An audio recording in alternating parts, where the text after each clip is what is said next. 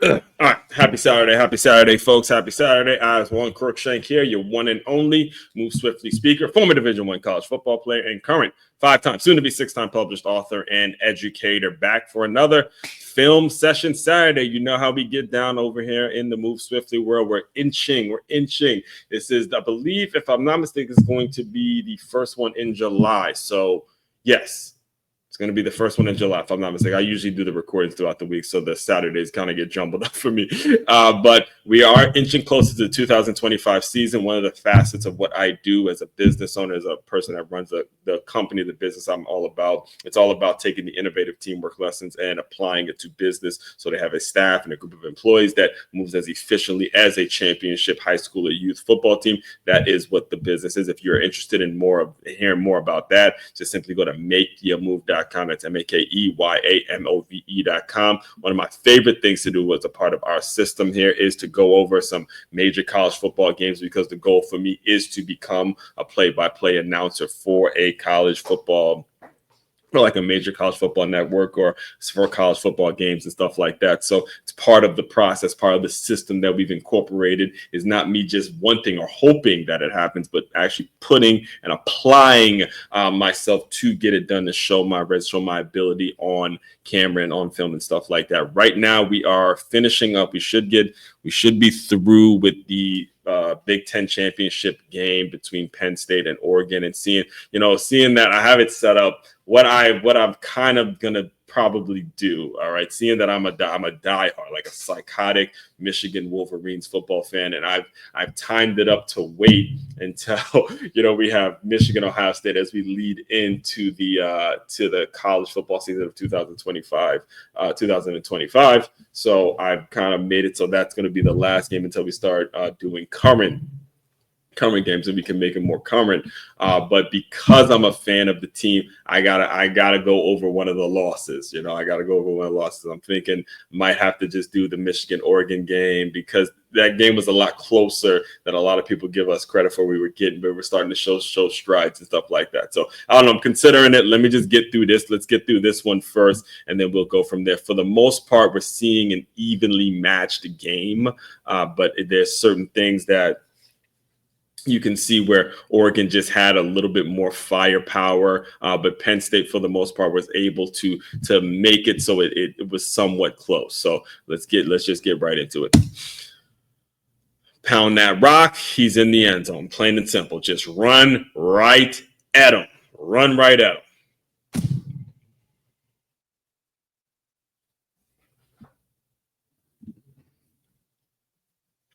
All right, let's do it.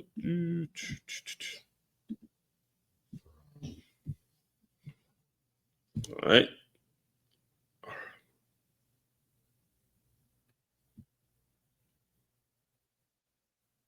So the thing about, and this, I'm not a big fan of this, because I watched Penn State quite a bit this year. All right. And every 2-point conversion, they would try to do something like this. I just last time we talked, or if you want to look it up, I put my name on it. I put it on wax that I thought that this guy should have been the Heisman, or should have at least been invited to New York. I went as far as to say he's the real Heisman, but every 2-point conversion, you knew the ball was going to him, because he's so dynamic.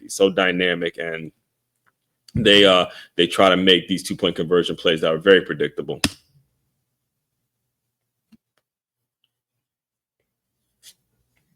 Very predictable, right? Incredibly predictable. All right, let's see what then we got. Coming over, running, all right. Turnovers get you every time. Let's look at what happened here. So,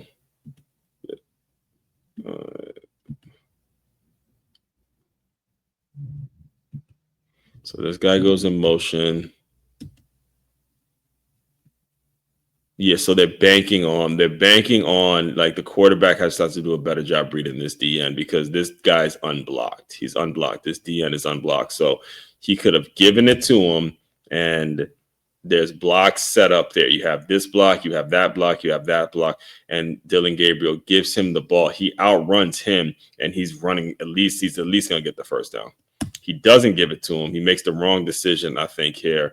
And because look at the position he's in. If he gives the running back the ball, this running back is outrunning this DN, and you have the block set up already, but you didn't give him the ball, and you end up fumbling because now you ran right into the DN that was ready for you. You look at how out of position this DN is. Had you given him the ball? Bad decision by Dillon Gabriel. Bad decision, and you almost cost a turnover. Small things. Only rushing 3. Good decision. You see, now that's a decision where it's a lot better decision where it doesn't seem like a lot. But he didn't try to do too much. All right. They're only rushing 3. It's 3rd and 6, and you got to get the first down, right? You got to get the first down. Now at this point, the game is a whole lot closer than it previously was. They fought and they've come back, and they're only down by a touchdown and a 2-point conversion. So they got this guy bailing out. They got again basically in a pass heavy set to where they're only rushing 3 guys, and they got guys in coverage. So just take your check down and go get the first down. That's it. Just simply playing football. May not seem like a lot, but definitely a great decision. Okay, now they're rushing 4. Again, good decision there. That was a good decision. He stepped up in the pocket. Great protect. Well, first of all, it was great protection.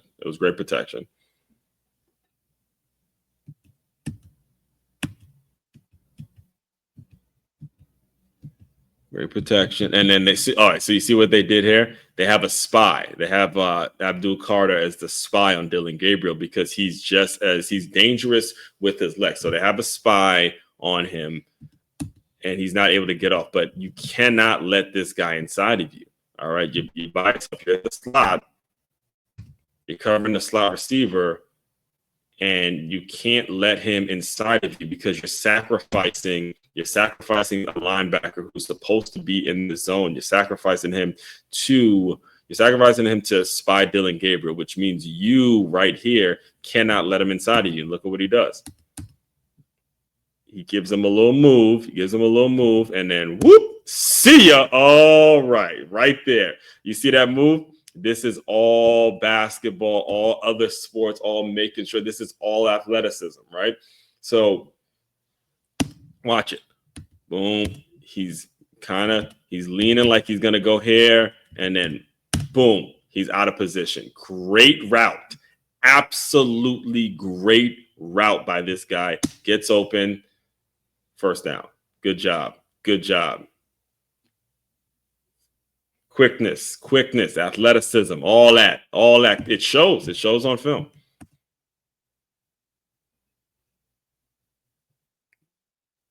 Got to get home on the blitz, man. It's 4th and 2. Got to get home on the blitz. Got to get home. If you're going to run that blitz, because they brought it again, they bring in this guy, they end up bringing him, and then you bring a delayed blitz here. It's picked up well enough. To where Dillon Gabriel has a chance to get the ball out.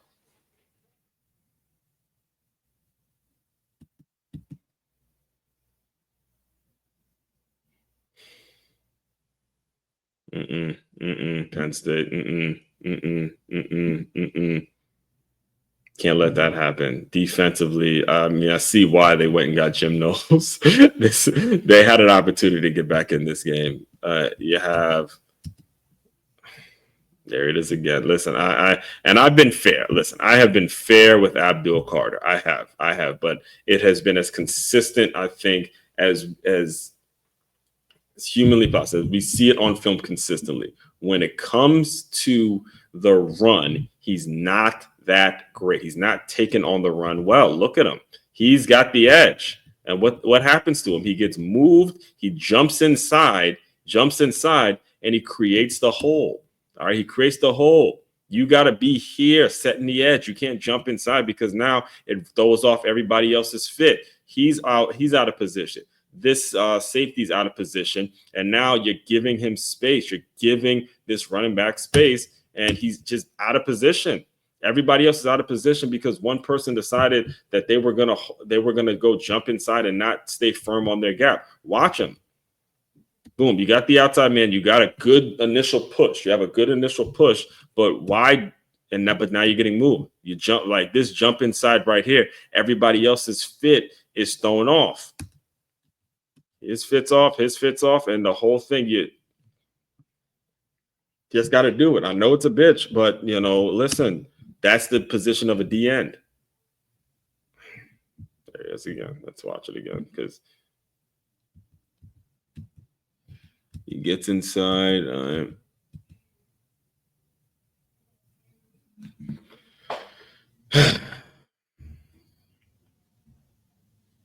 Let's watch it from here.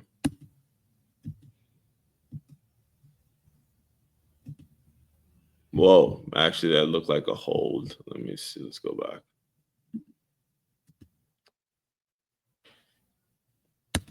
All right. Looks like a counter. All right. Yeah, they missed the hold there.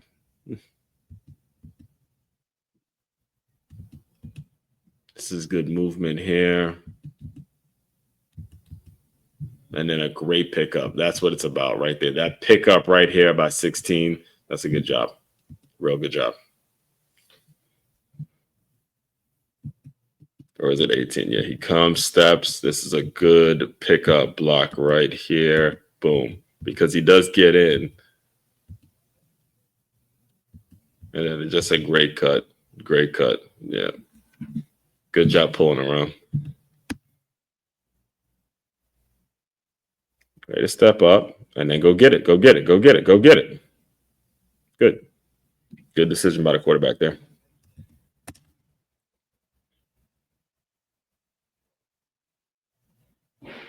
No, they switched the quarterbacks. Oh yeah, they did do that. They did do that quite a bit.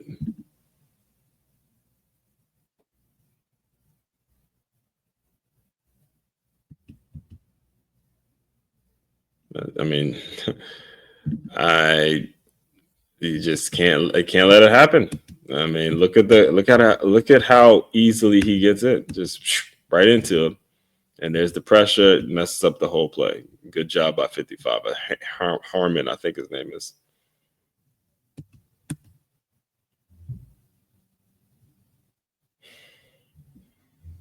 Got to make that catch, Slim. Got to make that catch with more crisp. Got to make it crisp. Don't let. All right, good coaching point here. Young receivers, pay attention. Pay attention. All right, young receivers, get out of the how you cannot let the ball hit your body like this. You see how it hits his body? Got to catch it with your hands, and he bobbles it, almost drops it because it hit his body.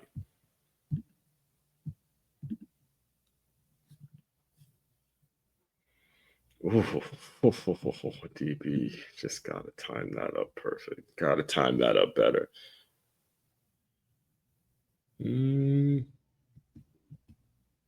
Oof, almost. Oof.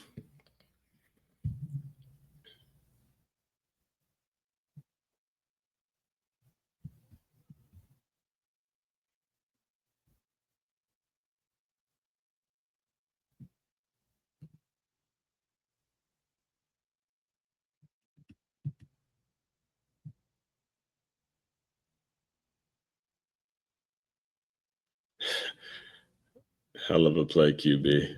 Hell of a play, QB. All right. So, again, not protected well at all up top by that right tackle, not protected well. But I think the quarterback made a great adjustment. All right. It's not protect. He just gets flat footed. And good job stepping up. Good job stepping up. There's pressure there, but he still gets it out. And he gets it to the guy. It's a great play. Great play.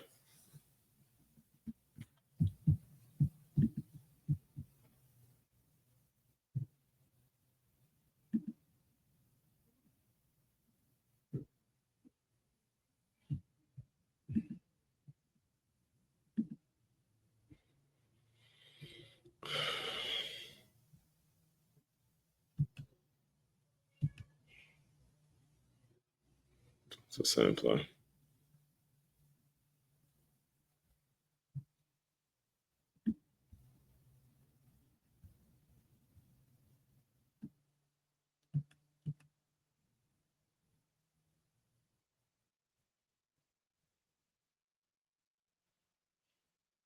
Let me go back.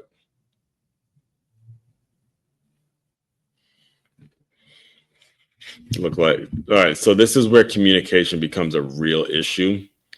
This looks like the quarterback was looking for a back shoulder pass, and it seems that the receiver didn't realize it was going to come back shoulder. So back shoulder meaning the ball was going to hit him in the back, like as the receiver, as the DB was running, it was going to hit him in the back shoulder.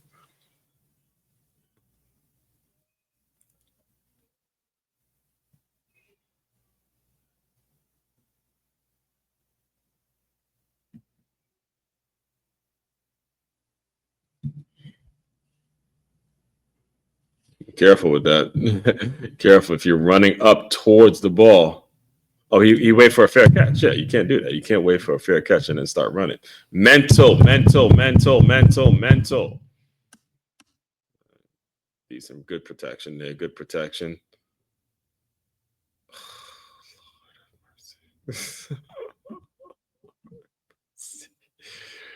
I hate the call. I hate the decision. I hate everything about this. I just do, guys. I mean, stick to what got you there. If you watch the game, right, go back and watch the previous videos where Penn State was making their money, where they were making their moves, is when they were running directly at them boys, man. When you run right at them and you get out of your personnel, when you get out of what makes you great, this is the kind of bullshit that happens. This shouldn't have been even called. You have plenty of time in the game. And this is 37-45. You're only down by a touchdown and a 2-point conversion, right? It's touchdown, 2-point conversion. So it's 2 minutes left to go in the game. It's 2nd and 1. I mean, and even let's just not even put it on the coaches. Let's just put it on the quarterback and his decision making. He actually did this in the Orange Bowl. It's 2nd and 1. It's 2nd and 1. Okay, you just got, all you have to do is get the first down and live to play another day. Why throw this? Why? Now, granted, I'm not sure if they called the pass interference, but there's no need to throw it. Get the first down, go get a solid drive in and get something going to where you can get in the end zone, get the game in overtime. You have plenty of time. Why? All right, look, you got your man right here. Look at it. Right here, you got your man. Knock it out. Get the first down. Let's move on. Why take this? Why? Oh, man, it's so frustrating. Right here. Just hit your man right there. You get a first down. If you don't want to go there, you got your man right here in the flat. Look at it. He's wide open. Interception.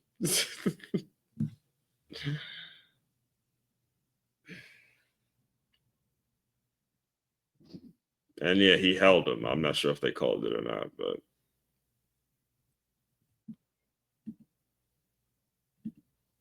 nope, they didn't call it. So now you got Oregon kind of in the driver's seat now. And how many times I got no timeouts, can't stop the clock. That's ball game.